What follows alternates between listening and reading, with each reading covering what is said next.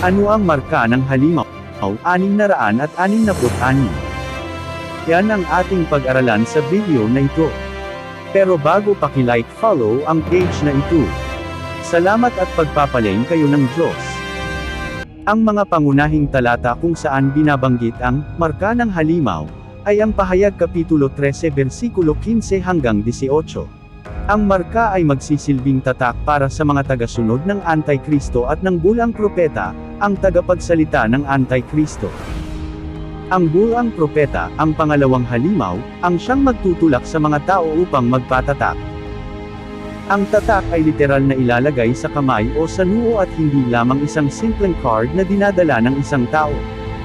Mahalagang maunawaan na ang mga chip na itinatanim sa tao sa larangan ng medisina ay hindi ang marka ng halimaw. Ang marka ng halimaw ay isang bagay na ibinibigay lamang sa mga sasamba sa Antikristo. Ang pagkakaroon ng medikal na microchip o chip para sa mga pinansyal na transaction sa kanang kamay o sa noo ay hindi marka ng halimaw. Ang marka ng halimaw ay ang pagkakakilanlan sa huling panahon ng Antikristo upang makabili o makapagbenta at ito'y ibibigay lamang sa mga taong sasamba sa Antikristo.